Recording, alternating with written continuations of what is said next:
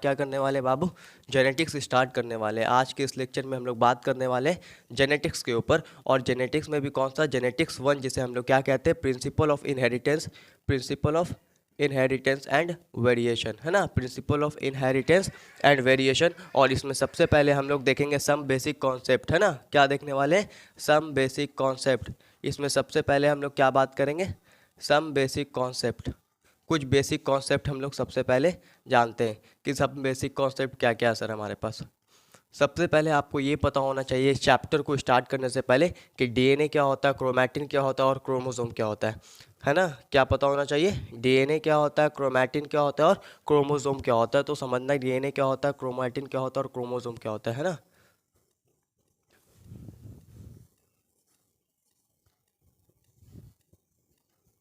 देखो, इसे हम डीएनए कहेंगे, ये तुम्हारा कहलाएगा क्रोमैटिन,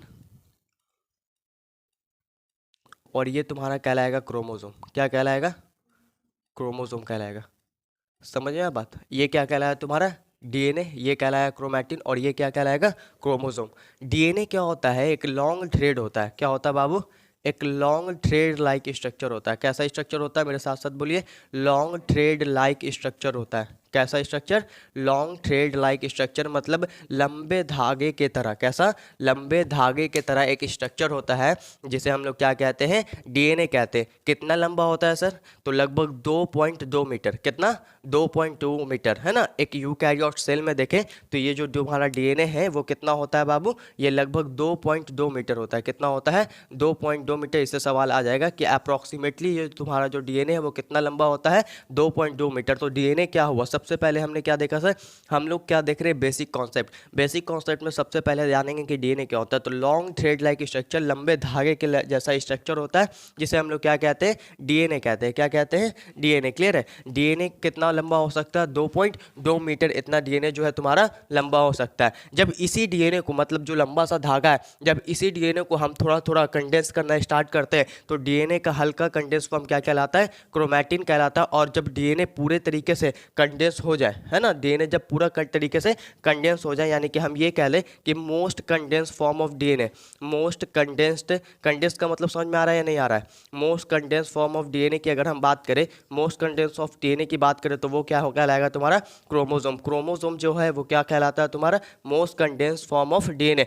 डीएनए का सबसे ज्यादा जो कंडेंस फॉर्म है वो क्या कहलाएगा तुम्हारा, क्रोमोसोम कहलाएगा। ये डीएनए, डीएनए जब सबसे ज्यादा कंडेंस हो गया तो क्या बना लिया, क्रोमोसोम। हल्का कंडेंस हुआ तो क्या कहला रहा था, क्रोमैटिन। जब आप एक नॉर्मल सेल को देखते हैं, मेरे बात को याद रखिएगा, जब आप एक नॉर्मल सेल को देखते हैं तो उसके अंदर सबसे ज़्यादा मिलने का क्या चांस होता है, डीएनए, क्रोमैटिन या क्रोमोसोम। आपको क्या दिखेगा, सबसे ज़्यादा क्या चांस होता है, तो आपको क्या देखना है कि सबसे ज़्यादा जो है हमको देखने का चांस क्या है, किसका होता है, क्रोमैटिन का। याद करो, सेल साइकिल पढ़ाए थे, सेल साइकिल में क्या क्या होता है, G1S G2M, है ना, G1S G2 और M फेज होता है ना, G1S G2M।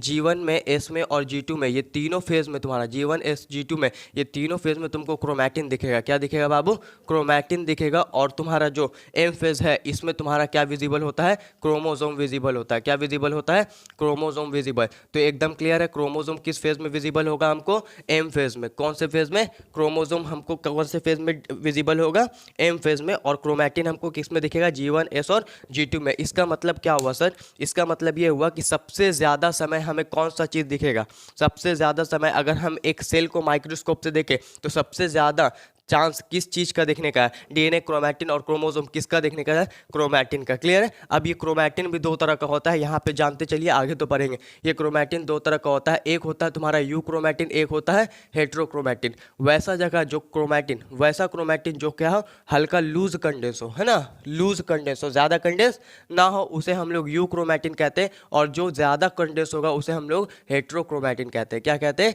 हेट्रोक्रोमैटिन। ये सब बेसिक है, सिर्फ सुनते जाओ। तो डीएनए क्या हुआ बाबू, DNA long thread like structure, लंबे धागे की तरह स्ट्रक्चर जो है उसी को हम लोग क्या कह रहे हैं, डीएनए कह रहे हैं, जिसका लेंथ कितना है, 2.2 मीटर। कितना लेंथ है, 2.2 मीटर। और most condense form of DNA, DNA का जो मोस्ट कंडेंस फॉर्म है उसे हम लोग क्या कह रहे हैं, क्रोमोसोम कह रहे हैं। क्लियर है यहां तक, उसे हम लोग क्या कह रहे हैं, क्रोमोसोम कह रहे हैं। क्लियर है। अब यहाँ पे हमने क्या कहा कि जब हम किसी एक नॉर्मल सेल को देखते हैं तो सबसे ज्यादा हमें क्या देखने की चांस है, हमें क्या दिखेगा, तो सबसे ज्यादा हमें देखने का चांस क्या है बाबू, क्रोमैटिन। और जो हमारा क्रोमोसोम है वो किस किस फेज में विजिबल होता है? एम फेज में, यानी कि माइटोटिक फेज में, है ना। माइटोटिक या मियोसिस फेज में हमको क्या देखने को मिलता है भाई? क्रोमोसोम दिखता है। क्लियर है? मतलब जो डिवाइडिंग वाला फेज होता है एक्चुअल डिवीजन का टाइम, उसमें हमको क्या दिखता है बाबू? क्रोमोसोम दिखता है। क्लियर है एकदम? अब देखो होता क्या है, कैसे क्रोमोसोम बनता है। देखो होमोलोगस क्रोमोसोम कैसे बनता है। यहाँ पे हमारे पास एक सेल है, क्या है? एक सेल है ना। और ये हम ह्यूमन सेल लिए हैं। कैसा सेल लिए हैं? Human cell. ह्यूमन सेल में अगर हम देखेंगे तो सबसे ज़्यादा देखने का चांस किसका होता है? सबसे ज़्यादा देखने का चांस किसका होता है? क्रोमैटिन का। तो ये हमारे पास क्या है? एक सेल है ना, एक सेल है। यहाँ सबसे ज़्यादा देखने का चांस क्या है? क्रोमैटिन। अब ये जो क्रोमैटिन है तुम्हारा, ये जो तुम्हारा क्रोमैटिन है, ये क्रोमैटिन कंडेंस होके कितना क्रोमोसोम बनाएगा ह्यूमन के अंदर? ह्यूमन के अंदर ये लगभग 23 पेयर, कितना बाबू? 23 पेयर क्रोमोसोम बनाता है। कितना बनाता है? 23 पेयर क्रोमोसोम बनाता है। क्या बनाता है? 23 पेयर, या इसे तुम 46 कह लो। 46 क्या बनाता है? क्रोमोसोम बनाता है। बनाता है या नहीं बनाता है ना? कितना होता है ह्यूमन में क्रोमोसोम का संख्या? पढ़ते आ रहे हो पिछले 4 चैप्टर से। 23 पेयर, कितना? 23 पेयर या फिर 46 क्रोमोसोम बनता है। समझ बात? तो ये जो सेल का क्रोमैटिन है, यही कंडेंस होकर कितना क्रोमोसोम बनाया? 23 पेयर या फिर 46 क्रोमोसोम। और इस क्रोमोसोम को हम लोग होमोलोगस क्रोमोसोम कहते हैं। क्या कहते हैं? Homologous chromosome. होमोलोगस क्रोमोसोम का मतलब क्या होता है समझना। होमोलोगस क्रोमोसोम कहने का मतलब क्या हुआ? होमोलोगस क्रोमोसोम का मतलब क्या होता है? जब देखो क्या होगा, ये दोनों आपस में क्या है? होमोलोगस पेयर है। क्या है? होमोलोगस पेयर है। होमो का मतलब सेम होता है। क्या होता है? सेम। ये दोनों आपस में होमोलोगस पेयर है। मतलब ये हुआ कि इन दोनों का जो मॉर्फोलॉजी है, वो मॉर्फोलॉजी जो है वो क्या है? सेम है। यानी कि इन दोनों का जो स्ट्रक्चर है वो क्या है बाबू? मॉर्फोलॉजी जो है इन दोनों का क्या है? सेम है। यानी इन दोनों का जो स्ट्रक्चर है वो सेम है। क्लियर? दूसरा बात ये याद रखना कि यहाँ पे अगर आई कलर का जीन है, तो यहाँ इसके पैरेलल भी यहाँ पे आई कलर का जीन होगा। जैसे यहाँ पे आई कलर है, ठीक है, आई कलर है, तो आई कलर है, यहाँ पे क्या है? आई कलर का मान लो यहाँ पे ब्लैक जीन है। क्या है? ब्लैक आई का जीन। और यहाँ पे मान लो किसी का ब्लू, समझ में बात? ब्लू आई का जीन। तो यहाँ पे जो पैरेलल आई कलर का जीन है, समझ में बात? तो ये इसके वजह से ये क्या कहला रहा है तुम्हारा? होमोलोगस पेयर कहला रहा है। क्या कहला रहा है? Homologous pair. तो होमोलोगस पेयर का मतलब समझ में आ गया। हमने क्या क्या सीखा? हमने सीखा sir DNA, chromatin, chromosome. DNA एक लॉन्ग थ्रेड होता है, लॉन्ग थ्रेड लाइक स्ट्रक्चर, जिसका लेंथ कितना होता है? 2.2 मीटर अप्रॉक्सीमेटली। क्लियर है एकदम? उसके बाद अगर बात करें तो most condense form of DNA हमारे पास कौन है? Chromosome. Most condense form of DNA, सबसे ज्यादा कंडेंस फॉर्म डीएनए का क्या कहलाता है तुम्हारा? क्रोमोसोम कहलाता है। क्रोमोसोम विजिबल किस में होता है हमको? एम फेज में। और क्रोमैटिन हमको G1, S और G2 में। एक बात याद रखना, आगे बहुत ज़्यादा इंपॉर्टेंट क्वेश्चन है कि इस फेज को हम लोग एस फेज कहते हैं। क्या कहते हैं? S phase. और इस एस फेज में जो डीएनए है उसका रेप्लिकेशन होता है। क्या होता है? डीएनए का रेप्लिकेशन होता है। रेप्लिकेशन का मतलब समझ में आता है? डीएनए अपना कॉपी बनाता है। ये नेक्स्ट चैप्टर में हम लोग पढ़ेंगे। किस में पढ़ेंगे? नेक्स्ट चैप्टर में। बस इसको याद रख लो कि जो एस फेज होता है, क्या होता है? एस फेज होता है सेल साइकिल का। उसमें क्या होता है? डीएनए का रेप्लिकेशन होता है। क्या होता है बाबू? डीएनए का रेप्लिकेशन होता है। यानी कि डीएनए जो है अपना कॉपी बनाता है। क्लियर है एकदम? डीएनए क्या करता है? अपना कॉपी बनाता है। डीएनए से डीएनए का बनना रेप्लिकेशन क्या कहलाएगा? रेप्लिकेशन। डीएनए से डीएनए का बनना क्या कहलाता है? रेप्लिकेशन कहलाता है। क्लियर है यहाँ तक? डीएनए से डीएनए का बनना क्या कहलाता है? रेप्लिकेशन। जीन के ऊपर। अब देखो जीन क्या होता है।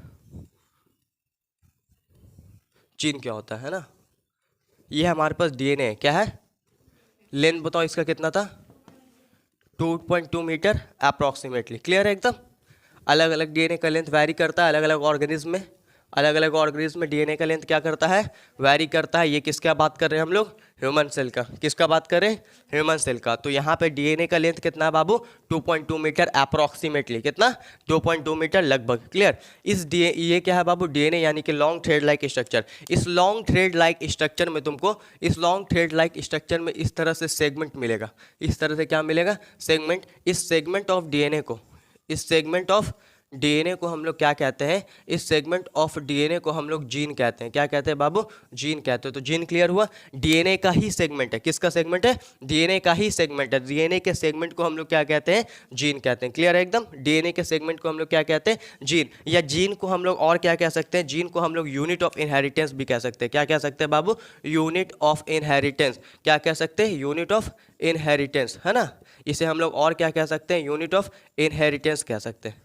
समझिए बात? क्या कह सकते हैं? Unit of inheritance which control trait. जो क्या कंट्रोल करता हो? ट्रेट कंट्रोल करता हो। अब तुम लोगों ने पहली बार ट्रेट शब्द सुना होगा। पहली बार क्या सुना होगा? ट्रेट शब्द सुना होगा, है ना, पहली बार ट्रेट शब्द सुना होगा। तो ट्रेट क्या होता है, देखो जीन क्लियर है। सेगमेंट ऑफ डीएनए को हम लोग क्या कहते हैं, जीन। इसे यूनिट ऑफ इनहेरिटेंस भी कहते हैं, जो क्या कंट्रोल करता है, ट्रेट। अब ट्रेट क्या होता है समझो, आँख का कलर या हेयर का कलर ये कहलाएगा कैरेक्टर। क्या कहलाएगा, कैरेक्टर। और आँख का ब्लू कलर या काला कलर वो कहलाएगा ट्रेट। क्या कहलाएगा, ट्रेट। इसी तरह बाल का लाल कलर या काला कलर क्या कहलाएगा तुम्हारा, ट्रेट। क्लियर है एकदम, ऐसे ही सारा जगह अप्लाई करना। तो आई कलर की अगर हम बात करें तो आई कलर क्या कहलाएगा, बताओ हमको। आई कलर इक्वल टू क्या कहलाएगा, आई कलर क्या कहलाएगा, कैरेक्टर कहलाएगा। क्या कहलाएगा, कैरेक्टर। आई कलर क्या है, एक कैरेक्टर है। लेकिन ब्लू आई और ब्लैक आई क्या हो जाएगा उसका, ब्लू आई और ब्लैक आई क्या हो जाएगा उसका, बाबू बता दो मेरे बाबू लोग। ब्लू आई और ब्लैक आई क्या हो जाएगा, ब्लू आई और ब्लैक आई इसका क्या हो जाएगा, ट्रेट हो जाएगा। क्या हो जाएगा, ट्रेट हो जाएगा। क्लियर है एकदम। तो आई कलर क्या है, कैरेक्टर, और ब्लू आई और ब्लैक आई क्या हो जाएगा, ट्रेट। कैरेक्टर और ट्रेट में एकदम डिफरेंस क्लियर है, पूरा क्लियर है। जीन किसे कहेंगे, सेगमेंट ऑफ डीएनए। डीएनए के ही टुकड़े को हम लोग क्या कहते हैं, जीन कहते हैं, जो कोड करता है प्रोटीन को। किसको कोड करता है, विच कोड फॉर प्रोटीन। प्रोटीन के लिए क्या करता है, कोड करता है। ये जो डेफिनेशन है जो प्रोटीन के लिए कोड करता है, ये डेफिनेशन का काम नेक्स्ट चैप्टर में, किसमें है, नेक्स्ट चैप्टर में। इस चैप्टर के अकॉर्डिंग जो gene segment of DNA, segment of DNA है, इसे हम लोग यूनिट ऑफ इनहेरिटेंस कहते हैं, जो कंट्रोल क्या करता है, ट्रेट। इसी के ऊपर सारा इंफॉर्मेशन लिखा होता है। क्या लिखा होता है, इंफॉर्मेशन जो पेरेंट्स से प्रोजनी में जाता है। किस में जाता है, पेरेंट्स से प्रोजनी। प्रोजनी का मतलब बच्चे में जाता है। क्लियर है। आई कलर कैरेक्टर हो गया, ब्लू आई और ब्लैक आई क्या हो गया, ट्रेट। इसी तरह हेयर कलर जो है वो तुम्हारा कैरेक्टर हो जाएगा, और हेयर का ब्लैक या ब्राउन होना क्या कहलाएगा तुम्हारा, ट्रेट कहलाएगा। क्लियर है एकदम, कोई दिक्कत यहाँ तक। अब एक सवाल करो, इधर ही लिखते थे रुको। क्वेश्चन नंबर 1 क्या है, gene is located on. Gene कहाँ प्रेजेंट होगा, ए डीएनए, बी क्रोमोसोम, सी क्रोमैटिन, और डी तुम्हारा ऑल। बताओ क्या होगा, जीन कहाँ प्रेजेंट होगा, जल्दी सोच के बताओ।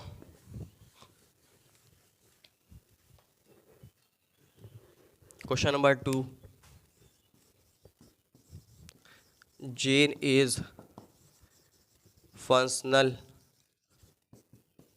एट या ऑन। जीन फंक्शनल किस पे होता है, काम किस पे कर पाएगा, डीएनए, बी क्रोमैटिन, सी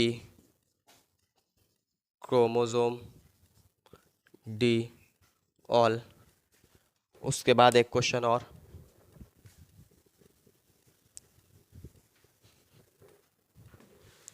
क्वेश्चन नंबर 3,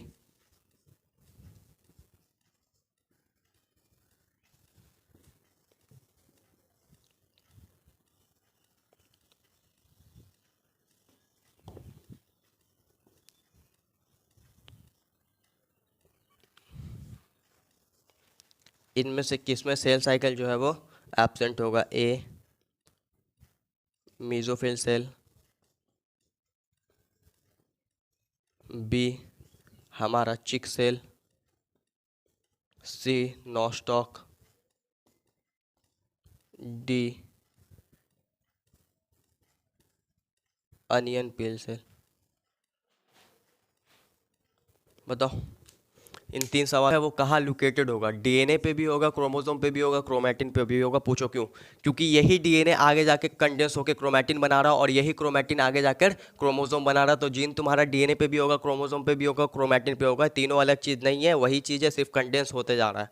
समझ आया बात। तो यहाँ पे आंसर क्या हो जाएगा तुम्हारा, ऑल, यानी कि डी। क्लियर है ये बात। तो जीन कहाँ प्रेजेंट हो सकता है, डीएनए पे भी, क्रोमोसोम पे भी, और क्रोमैटिन पे भी। क्लियर। लेकिन जीन फंक्शनल किस पे होता है, काम किस पे कर पाता है, तो आंसर है तुम्हारा क्रोमैटिन पे। किसके ऊपर काम कर पाता है, क्रोमैटिन। क्योंकि क्रोमैटिन क्या है भाई, ओपन फॉर्म है ना, ओपन फॉर्म है, तो इसलिए लेस कंडेंस फॉर्म में, इसलिए जो हमारा जीन है इस पे प्रॉपर तरीके से क्या करता है, काम कर पाता है, यानी फंक्शनल होता है। क्लियर है एकदम, कोई डाउट। अब नेक्स्ट कहा, in which of the following cell cycle absent. अब देखो हम बता रहे यूकैरियोट के अंदर, किसमें बाबू, यूकैरियोट में, है ना। यूकैरियोट में तुम्हारा जो है, यूकैरियोट में जो है वो सेल साइकिल के फेजेस होते हैं। क्या होते हैं, सेल साइकिल के फेजेस होते हैं। लेकिन अगर हम प्रोकैरियोट की बात करें, किसकी बात करें, प्रोकैरियोट की बात करें, तो उसमें सेल साइकिल का फेज एब्सेंट होता है। अब आपको क्या पहचानना है इसमें, प्रोकैरियोट पहचानना है। क्या पहचानना है? प्रोकैरियोट। प्रोकैरियोटिक में कोई सेल साइकिल के फेज नहीं होंगे, ऐसा हम इसलिए बता रहे हैं क्योंकि एक सवाल आया था नीट 2017-18 में, पूछा था बताइए जो डीएनए रेप्लिकेशन है बैक्टीरिया में वो कब होता है, एस फेज में या प्रायर टू फिजन? तो आंसर था प्रायर टू फिजन यानी फिजन से पहले, क्योंकि S phase, M phase, G1 phase ये सब जैसा कोई चीज प्रोकैरियोट में नहीं होता है। समझिए बात, ये सब जैसा कोई चीज प्रोकैरियोट में नहीं होता है। तो यहाँ पे इसका आंसर क्या होगा? In which of the following cell cycle absent, इसमें से किस में सेल साइकिल एब्सेंट होगा? बताइए कौन सा प्रोकैरियोट है? याद है? क्लास 11 याद है जरा सा भी? देखो ये नॉस्टॉक है, नॉस्टॉक। नॉस्टॉक तुम्हारा क्या है भाई? नॉस्टॉक तुम्हारा बैक्टीरिया है। क्या है? बैक्टीरिया है, मोनरा में रखे हुए हैं। तो इसमें तुम्हारा जो सेल साइकिल है वो क्या हो जाएगा?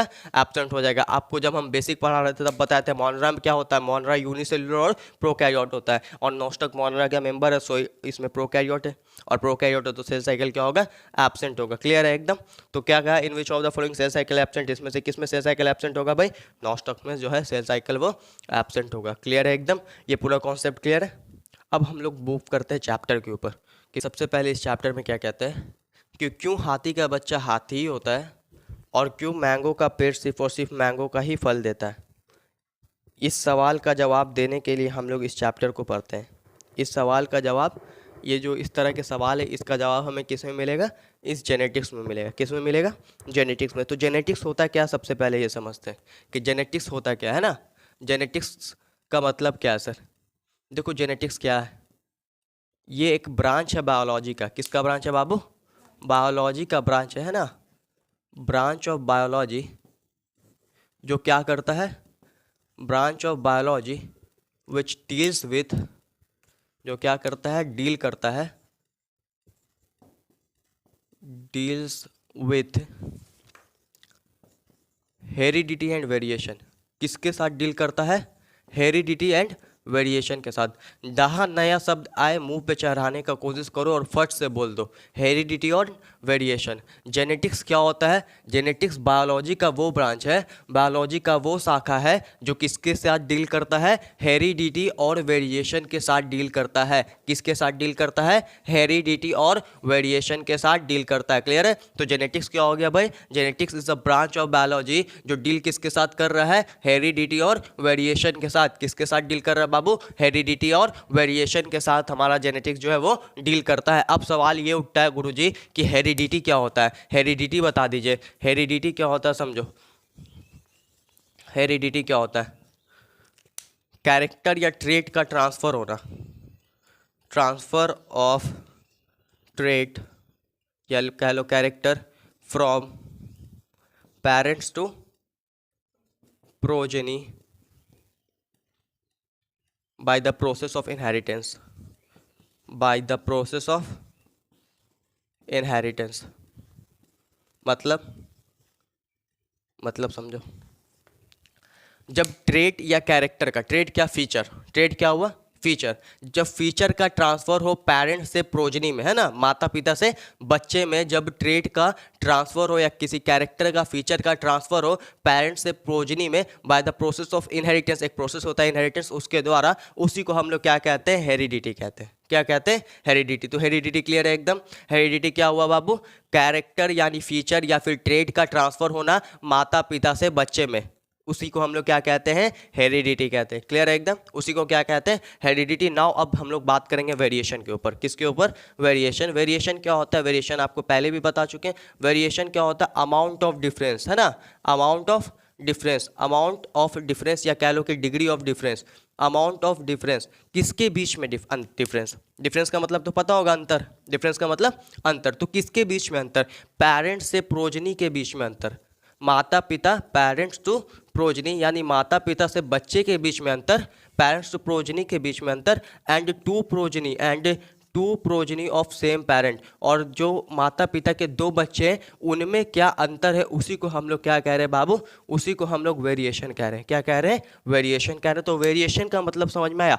Amount of difference between parents to progeny, है ना, पेरेंट्स से प्रोजनी में क्या डिफरेंस है, क्या डिफरेंस है, क्या अंतर है, और उस पेरेंट्स के जो दो बच्चे हैं उनमें आपस में क्या अंतर है, उसी को हम लोग क्या कह रहे हैं? वेरिएशन। फॉर एग्जांपल ये तुम्हारे पेरेंट्स हो गए, ये क्या हो गया? पेरेंट्स हो गया। इस पेरेंट्स से यहाँ पे जो तुम्हारा बच्चा है उसमें क्या अंतर है ना, ये हो गया तुम्हारा क्या बाबू?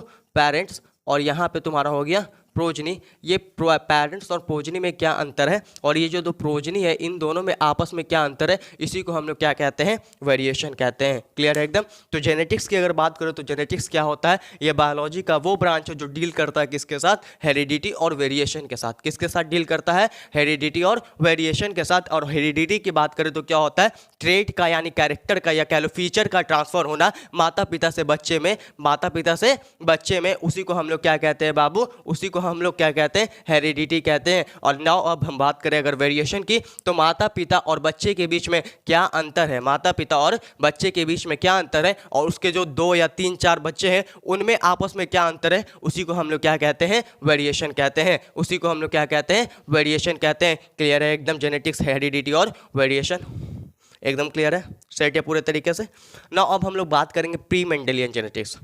मतलब एक साइंटिस्ट है मेंडल साहब, है ना, उनको हम लोग फादर ऑफ जेनेटिक्स भी कहते हैं। लेकिन उनको जो फादर ऑफ जेनेटिक्स का खिताब मिला, वो फादर ऑफ जेनेटिक्स का खिताब उनको मरने के बाद मिला।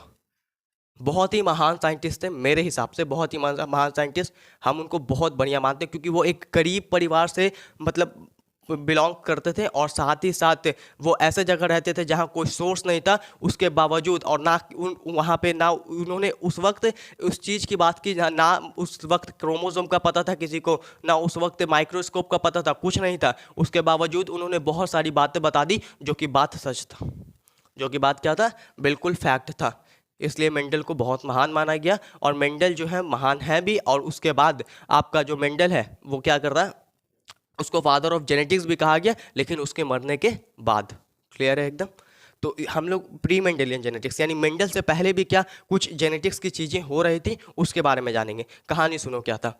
पहले के लोग क्या करते थे, आर्टिफिशियल सिलेक्शन कराते थे। मतलब गाय है और बैल है, अच्छा गाय अच्छा बैल लिया, उसके बीच में क्रॉस करा दिया, है ना, ये सब कराते थे, समझ आए बात। और फिर उसके बाद डोमेस्टिकेशन करते थे, जानवरों को पालते थे। इस तरह से उन्होंने एक काव को, है ना, पंजाब में एक काव को डेवलप किया जिसका नाम था साहिवाल काव। क्या नाम था, साहिवाल काव, जो कहाँ था बाबू, पंजाब का। याद रखना, इससे क्वेश्चन बन सकता है। साहिवाल काव कहाँ का था, पंजाब का। क्लियर है, साहिवाल काव पंजाब का था। प्री मेंडेलियन जेनेटिक्स का केस है। उन्होंने पहले के लोग ने क्या किया भाई, ब्रीड स्टार्ट किया था, है ना, आर्टिफिशियल सिलेक्शन कराते थे, उससे उसको डेवलप किया था। क्लियर है एकदम।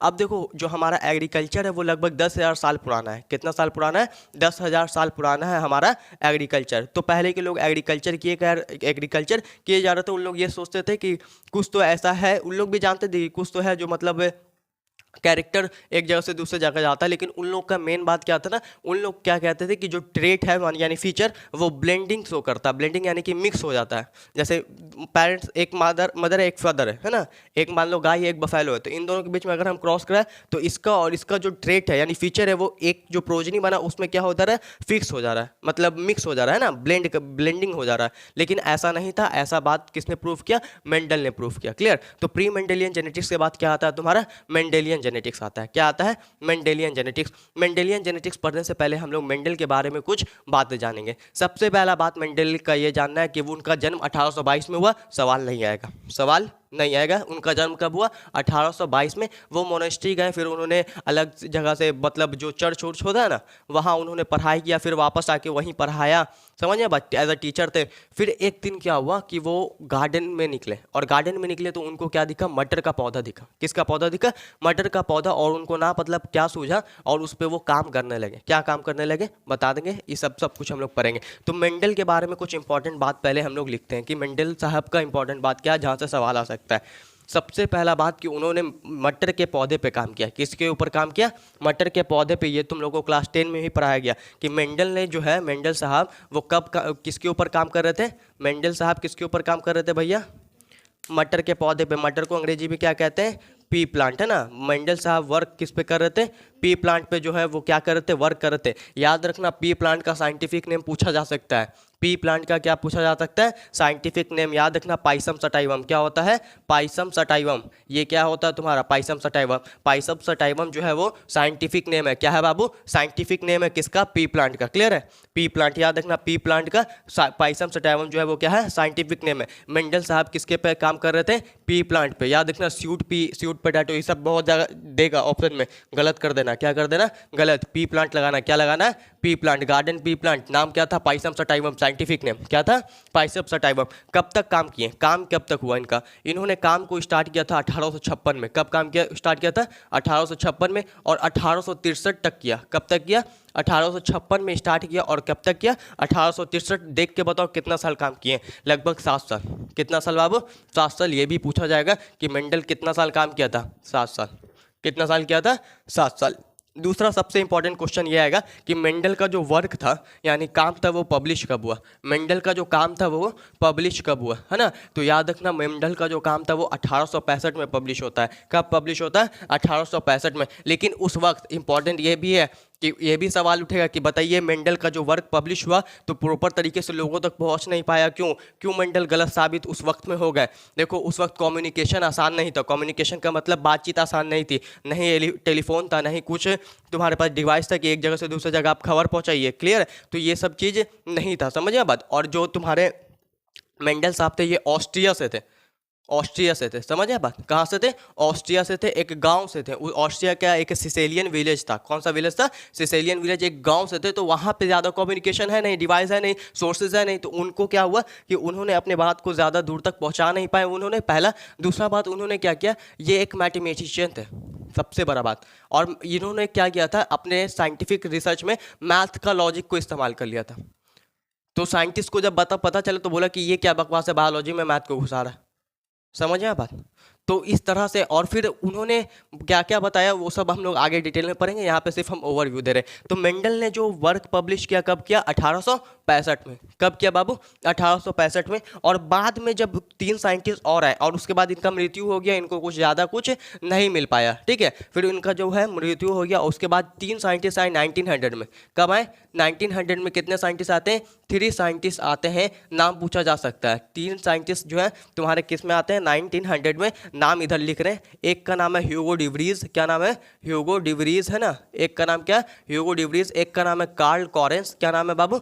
Karl Correns. और एक का नाम है टेस्मार्क। क्या नाम है? टेस्मार्क, है ना। टेस्मार्क नाम है। ये तीनों जो साइंटिस्ट थे, इन्होंने क्या किया? मेंडल के काम को रीडिस्कवर किया। क्या किया बाबू? मेंडल के काम को रीडिस्कवर किया। मतलब ये तीनों अलग अलग जगह पे सेम काम कर रहे थे और इन्होंने देखा कि हाँ, मेंडल ने जो काम किया था वो सही था। समझे बात? तो इस तरह से इन्होंने मेंडल के काम को क्या किया? रीडिस्कवर किया। और फिर क्या किया? फिर उसके बाद उसके ऊपर एक सिद्धांत दिया, एक लॉ दिया। उसको हम लोग नेक्स्ट क्लास में पढ़ेंगे। क्लियर है? तो यहाँ पे ये चीज़ पूरा क्लियर है कि मेंडल ने किस पे काम किया था? पी प्लांट पे, पाइसम सटाइवम नाम होता है। 1856 से 1863, 7 साल। वर्क कब पब्लिश हुआ? 1865 में। बहुत इंपॉर्टेंट क्वेश्चन है, वर्क कब पब्लिश हुआ?